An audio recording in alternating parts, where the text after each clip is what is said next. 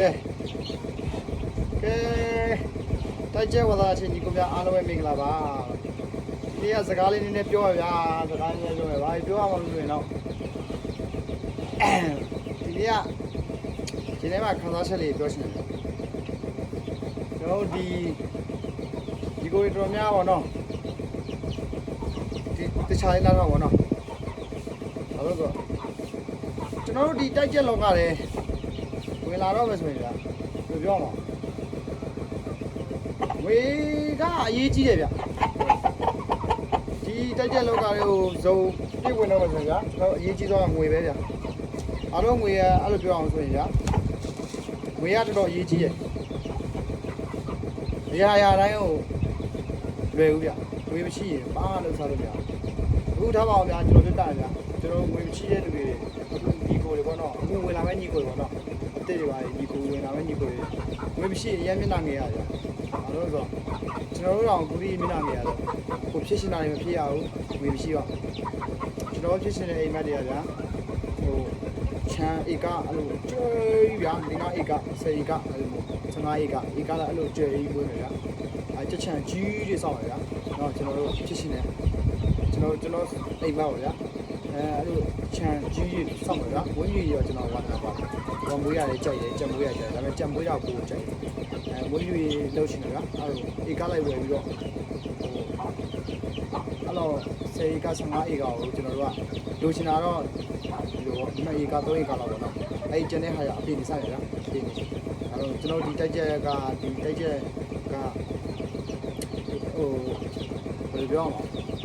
စီးပွားရေးတစ်ခုဆိုပေမဲ့ခါရရင်အပြင်ဝင်ပိုဝင်တွေတစ်ခုရှိမှကျွန်တော်ဒီတိုက်ကျက်လောက်ပါလေကောင်းဆက်လက်တော့ရှိမှပတ်စံမရှိမျက်နှာရမ်းနေရတယ်ဘာလို့အဲ့လိုပြောရလဲဆိုရင်ညီကိုတို့စဉ်းစားကြည့်ရအခုတိုက်ကျက်ကျွန်တော်တို့ထားပါအောင်ပတ်စံမရှိတဲ့ညီကိုတွေကျွန်တော်တွေ့ရမယ်တိုက်ကျက်လောက်ကလည်းဝင်ပြီဗျဒီလိုမှပတ်စံမရှိထားပါအောင်ကြက်တစ်ကောင်ဗျာဟိုကြိုက်ရချက်ဝယ်မယ်နော်ကျွန်တော်တော့ထဲမှာလာပါတယ်အကိုကြီးကျွန်တော်ငွေမတက်နိုင်လို့ဘာဖြစ်တယ်လက်ဖြစ်တယ်ပေါ့နော်အဲ့ဒါပတ်စံမရှိလို့မျက်နှာငယ်ရတယ်ဗျငွေမတက်နိုင်ဘူးဆိုတော့ကျွန်တော်တို့တိုက်ကျက်အခု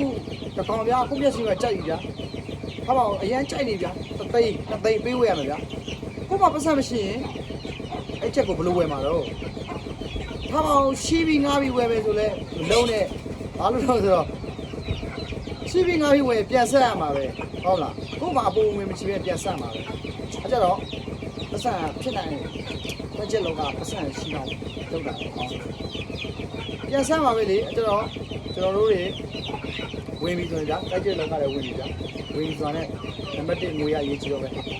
ငွေရှိမှအဆင်ပြေတာငွေရှိမှဘာလို့အဆင်ပြေဆိုကို့မှာငွေရှိရင်ချမ်းဧကလိုက်မြေပေါ့နော်နံပါတ်1မြေဧကလိုက်ဝယ်မယ်ဗျာမြေကိုဧကအကျယ်ကြီးဝယ်မယ်ဗျာနံပါတ်2ကချမ်းဆောက်မယ်ဗျာချမ်းဆောက်ပြီးရင်နံပါတ်3ကိုကြိုက်တဲ့မျိုးတွေထည့်တယ်တစ်ကောင်ပြီးတစ်ကောင်ထည့်ရဗျာကိုကြိုက်တဲ့မျိုးတွေအောင်ထိုင်းမှာ10သိန်း15သိန်းတည်းဝယ်ထည့်ရဗျာချမ်းကောင်းကောင်းရှိဝယ်ထည့်မယ်ကိုနေရရှိနေရကြက်နာတော့တုံးနေကာကွယ်နေအများကြီးမကြောက်ဗျာဘေးဟိုကြက်သားစားတာပဲဖြစ်ဘေးကကြက်နာလေးပါလာဖြစ်ဆိုကြက်နာအများကြီးဂျာတိဥရုနဲ့ကိုကဂျာတိဥရုကြောင့်နာလောက်ကတော့ဥလို့ရတယ်ဘေးသူ့ဘက်ကြောင့်ဆိုရင်လွယ်ဘူးနော်ကြောင့်ဝေးမရှိရင်ဒီအားလုံးအဆင်ပြေဘာလို့အဲ့လိုပြောချင်အောင်ဆိုရင်ကျွန်တော်တို့ထဲမှာလည်းလာမေးကြတယ်ကိုကြီးကျွန်တော်ငွေနိုင်လို့ပြဘာဖြစ်တယ်ဟို2000တောင်းလောက်မရှိတော့3000တောင်းလောက်မရှိတော့အမှန်တမ်းပြောရရင်တော့2000နဲ့3000နဲ့ဆိုတာတကယ်ပြောမယ်တားခွက်လောက်ပဲရမယ်အဲ့တော့အမှန်ကန်ဖောက်ထားတဲ့ကြက်မဟုတ်နော်ဘာလို့လို့ပြောချင်အောင်ဆိုရင်အမှန်ကန်လုံးဝထားပါဒီကြက်ကျွန်တော်ထားပါ live ပေါ်ဝယ်လိုက်ဗျာကျွန်တော်ဝယ်10သိန်းပေးရတယ်ထားပါပြပြနော်ဒါအဲ့လိုတော့မပေးရတော့ပြပြတာ10သိန်းပေးရတယ်ကျမတစ်ခေါက်ဝယ်ဗျာထားပါ9သိန်းပေးရတယ်တားပေးပြီးသားကျမ10သိန်းပေးရကျမ9သိန်းပေးရကျမဒီကလေးကိုကျွန်တော်တို့1000နဲ့မရောင်းနိုင်ဘူးတားခွဲနော်တားခွဲဘာလို့မရောင်းနိုင်လဲဆိုကိုရင်းနှီးထားတာအများကြီးဗျတော်တော်ရင်းနှီးထားတယ်ကျွန်တော်တို့ရင်းနှီးထားတယ်ဗျာကျွန်တော်ပြောလို့ချမ်းနေပါလေတကယ်ဆိုရင်မဟုတ်ကျွန်တော်ကတော့အဲ့လောက်ကြီးမရှိသေးဘူးကျွန်တော်အိမ်မက်ကတော့လုပ်ရှင်ချမ်းနေရင်းနှီးရမယ်နော်ဒီနေရင်းနှီးရမယ်ချမ်းရင်းနှီးရမယ်ကြာရင်ကျွန်တော်တို့ဒီကောင်တွေကို view ဆိုင်ဖို့နော် view ဆိုင်ရမယ်စေဝါလည်းဆောင်ထားရတယ်နော်အခုခေတ်1000လည်းမရတော့စေဝါဆောင်ထားရတယ်၄-5ခု ခုမဟုတ်တခုတော့ဆောင်ထားရတာပဲချွဲစေးဘယ်လိုမဟုတ်လားအားစေးအပုံဆောင်ထားရတာကျွန်တော်တိုက်ကြအကြောင်းငွေမရှိရင်မျက်နှာငယ်ရတယ်အရင်ငယ်ရတာနည်းနည်းတော့မဟုတ်ကိုလိုချင်တဲ့ကြက်ဗျာအရန်လိုချင်တဲ့ကြက်သွားမေးလိုက်တော့ကိုကကြည့်နေပြီ2သိန်း3သိန်းဟာ3သိန်းရရှိလာအရန်ပဲဒါပေမဲ့ကိုမှငွေမရှိရင်အဆင်မပြေဘူးဟုတ်လားဘူးမှလည်းဗျာ2သိန်း3သိန်းနဲ့1000 2000နဲ့မရောင်းဘူးဗျာဟုတ်လားဘလို့မှမရောင်းဘူးဗျာရောင်းတဲ့လူရှိရင်ခေါ်လာခဲ့2သိန်း3သိန်းတောင်1000 2000နဲ့ရောင်းရင်ခေါ်လာခဲ့အကောင့်50လောက်ရရှိတယ်ကျက်နာတော့မဟုတ်ဘူးနော်အဲ့လိုလူတိုင်းကအဲ့လိုပဲပေါ့နော်အကြောင်းကိုကျွန်တော်တို့ပြင်နိုင်ရင်အခုတိုက်ကြလောကကိုလောကတွေဝင်ချင်တဲ့ညီကိုတွေတော်တော်များများပတ်စံအဓိကချတာကျွန်တော်ပြောချင်တာပတ်စံချကျွန်တော်လည်းပတ်စံမရှိဘူးမရှိဘူးကျွန်တော်ဒီတိုက်ကြပွဲရအောင်ကျွန်တော်ညီကိုမောင်တော်မအားမပေးဘူးအခုကျွန်တော်မိမရပြီဆိုတော့မိမအားမပေးဘူးမိဘအားမပေးဘူးတကယ်အားမပေးဘူးကျွန်တော်အရင်ကတော့အစတော့မိဘပါဗျာမိဘအားမပေးဘူးမိဘအားမပေးဘူးညီကိုမောင်တော်မအားမပေးဘူးနောက်ပိုင်းကမိမရတော့မိမအားမပေးဘူးဒီကျွန်တော်ကြံပွေးတာလုံးဝမကြိုက်ကြဘူးကျွန်တော်တို့မျိုးရိုးဆင်ဆက်ထဲမှာလည်းကြံပွေးရတဲ့ဒီအောင်မရှိဘူးအဖေဘက်ကလည်းကြံပွေးရလို့မရှိဘူးကျွန်တော်အမေဘက်ကလည်းကြံပွေးရလို့မရှိဘူးအားတကယ်မျိုးရိုးပီဇာတွေကကြံပွေးရလို့မပါလာဘူးတိုက်ကြံပွေးရဒါပေမဲ့ကျွန်တော်ကပါကျွန်တော်ကြက်ကြက်ကိုတော့ကြိုက်တယ်ယူမှုကြိုက်ဘယ်လောက်ထိကြိုက်ကြလို့ဆိုရင်ကျွန်တော်ဒီကိုဝေးမြစ်ကခြေရကျွန်တော်ဒီချမ်းပြပါအရန်ရိုးရီအရန်ကြီးခင်မစားသေးဘူးဗျာအရန်ကြီးခင်မစားသေးဘူးဒီဘလောက်16လောက်ကနောက်16လောက်ကခင်မစားသေးဘူးကျွန်တော်ထိုင်းကရိုးရီ3កောင်ပေါ့နော်ရိုးရီ3កောင်မှာလိုက်တယ်3កောင်အဲ့ဒီတော့ကျွန်တော်3កောင်ကို9သိန်းသားပေးရတယ်3កောင်အဲ့တော့အဲ့လောက်ခင်မစားသေးဘူးနော်9သိန်းဆိုတော့လည်းအခုခေတ်9သိန်းနဲ့မတူဘူးနော်အဲ့တော့မှစံတပြီမှဗျာစံတအိမ်မှဗျာကျွန်တော်စားတဲ့စံဆိုရင်ဗျာပေါ်ဆံမွေးမှာခင်ဗျားလည်းဟိုလောက်ပဲရှိတာ9000ခွဲ8000နော်အဲ့ဒီတော့ကျက်စာဆန်ဆိုရင်ခင်ဗျာ3000ခွဲဆိုရင်ခင်ဗျားလည်းချဲတွေးရရပြီနော်ကျက်စာဆန်3000ခွဲဆိုချဲတွေးရပြီကျက်တာကျွန်တော်ဒီCP ကျက်စာအိတ်တိတ်မှာခင်ဗျာ3000ခွဲလား2000ခွဲလားပဲရှိတယ်အဲ့ဒီချိန်ကနော်စဉ်းစားအဲ့ဒီငွေကြီးအချိန်ကကျွန်တော်ဝယ်လိုက်တာကျွန်တော်မိဘအခွင့်မပြုဘူးဒါပေမဲ့ကျွန်တော်ပိုးဝယ်တယ်ကျွန်တော်ပတ်စံဆူလူဝယ်တယ်အဲ့တော့လည်းပတ်စံအဆင်ပြေတယ်ပတ်စံဆူလူဝယ်ပိုးဝယ်တယ်လုပ်တယ်ကျွန်တော်ရအောင်လုပ်တယ်ကျွန်တော်ဖြစ်ရှင်တဲ့ဆန္ဒကိုဖြစ်တယ်ဒါပေမဲ့တရားခွင့်မပြုတော့ကျွန်တော်ထားအိမ်မှာထားတယ်နောက်ဆုံးမိဘသိကျွန်တော်ကြက်တွေဝယ်တယ်ကျွန်တော်ယူတာကိုကြက်တွေဝယ်တယ်ဝယ်တော့ကျွန်တော်ဝယ်တဲ့အိမ်ကအနီးကြက်လေးကောင်းတယ်ဝယ်လိုက်ကျွန်တော်ဝယ်လိုက်တယ်ဝယ်ပြီးတော့အနီးကျွန်တော်မရှိခင်အနီးခွတ်လိုက်ပြီးပါခွတ်လက်ချလိုက်ပြီးကောင်းကြက်ကဘယ်လိုဖြစ်အောင်လဲစုပ်တယ်ကအဲ့လိုပြောရချင်းအေးပါစုပ်ရင်လည်းခင်ဗျာကြက်စုပ်တော့မထားလိုက်ရောင်းစားပြီချက်စားပြီကျွန်တော်ပြောတာနော်ကျွန်တော်ဝယ်ထားကြအဲ့လိုပဲတစ်ကောင်လေးမဟုတ်နှစ်ကောင်လေးမဟုတ်ကျွန်တော်နောက်ဆုံးကကျွန်တော်အိမ်ကအမေကကြားလာတာနင်းအဲ့လောက်ချက်တွေဝယ်ပြီးတော့နင်းပတ်စံတွေကုန်လို့မလုပ်နေရတော့နင်းအဲ့လောက်ကြီးမလုပ်နဲ့ဘာဖြစ်နေလဲပြောတော့အိမ်မှာလာမွေးအဲ့ဒါအိမ်မှာတစ်ကောင်မွေးပေါ့အဲ့လောက်ကြီးဖြစ်နေပြီပတ်စံတွေလည်းအဲ့လောက်ပေးပြီးတော့ဝယ်ထားတာကြီးဆိုတစ်ကောင်ဝေးတယ်မွေးနဲ့အမေကဒီကျွန်တော်အမေကဟောပေါ့နော်ပန်းပစ်ဆက်တာရမ်းကြိုက်တော့ဘယ်လိုပြောမှာရမ်းကြိုက်တယ်ကြိုက်တော့ကောင်းနေတည်ပါအပင်ဖြက်စီးရကောင်းလေအပင်တွေဖြက်စီးရမွေးမရအောင်တစ်ကောင်ပြီးတော့များလာတော့ပို့ဒီပို့နောက်ပိုင်းကကျွန်တော်အောက်အိမ်မှာတစ်နှစ်ကို3ခါကျက်နာကြ3ခါကြကျက်နာကြတယ်ကျွန်တော်လေးလာတယ်ဆေးကြောင်းတွေလေးလာတယ်ဆေးတွေဝယ်တယ်သုံးတယ်အခုဆိုရင်ကျွန်တော်ဆေးကောင်းထုတ်တက်ပြီးကျက်တစ်ကောင်တုံတောင်ရဒီကျက်ပါဖြစ်တယ်ညာဖြစ်တယ်ဆိုရင်တုံတောင်ယောဂတော့နည်းနည်းခုတက်တယ်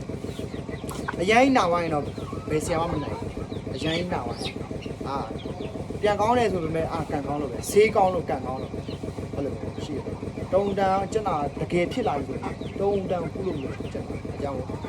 နေရာတန်းဖို့လိုတယ်နံပါတ်1ကနေရာတန်းဖို့လိုတယ်ခြံနေရာကောင်းဖို့လိုတယ်ပေးပတ်ဝင်ကောင်းဖို့လိုတယ်အဲ့ဒီကရေပါကောင်းဖို့လိုတယ်ရေတန်းဖို့လိုတယ်အငြင်းလဲဖို့လိုတယ်တန်ရှင်းဖို့လိုတယ်ကျက်နာမကြောက်လို့ရှိရင်အဲ့ဒါပဲဒီကကျက်နာမကြောက်လို့ရှိရင်ဒီကိုလိုမေးရှင်းတာရှိရင်မေးလို့ရတယ်နောက်နေ့ကျွန်တော်ဖြေပြလိုက်နော်ကောင်းကောင်းလေးပြောပါအခုကတော့တခါမှလည်းမရိုက်ဘူးဒီလိုမျိုးကမရိုက်ဘူးတော့ရိုက်ကြည့်တာနော်ဒီကိုတို့တခုပြောချင်တာကဒီကိုတို့ဝါသနာအရန်ပါတဲ့ညီကိုတွေပတ်စံကိုခြာပါစူးစားပါအလုပ်ကိုစူးစားပါပတ်စံကိုအဓိကခြာပါပတ်စံရှိပြီဆိုရင်ညီကိုတို့ငွေဆိုတာဒုတိယဖျားသခင်လို့ဆိုတာအမှန် နော်ပတ်စံရှိပြီဆိုမဟုတ်ကျွန်တော်ပြောချင်တာတိုက်ချက်နဲ့ပတ်သက်တာပြောချင်နော်ကျွန်တော်ငွေဆိုတာဒုတိယပြတဲ့ငွေပါဆိုတာကျွန်တော်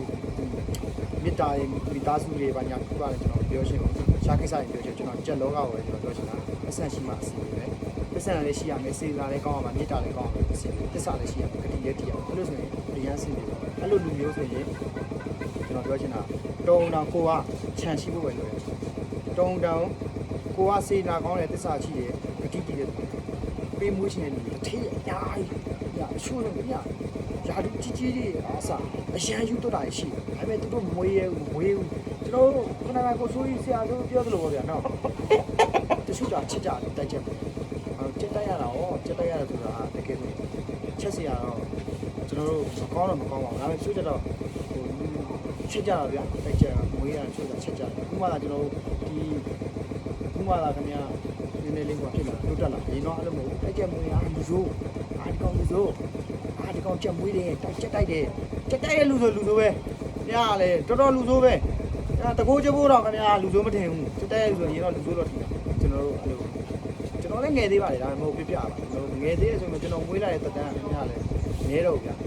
နဲတော့မရှိဘူးတော့15နှစ်လောက်ရှိကျွန်တော်တက်ကူက29ရှိတယ်15နဲ့19နှစ်ရှိကျွန်တော်10နှစ်လောက်တွေကချက်မွေးရဒါပေမဲ့ယူလာတော့10နှစ်လောက်တွေကချက်မွေးတယ်ယူတက်တယ်ရန်ယူတက်တာတော့ပြောချင်တဲ့ညီကိုရတော့ငွေမရှိမျက်နှာနေရတယ်ငွေရှာပါငွေရှာပြီးရင်ငွေရှိပြီဆိုတာလည်းအကုန်လုံးယူရတယ်။ညာငွေရှိပြီဆိုတာလည်းညာချန်ဆောင်မလား။ဟိုမျက်နှာပေါ့နော်။အကုန်လုံးယူရတယ်။ Okay ဒါပဲနော်။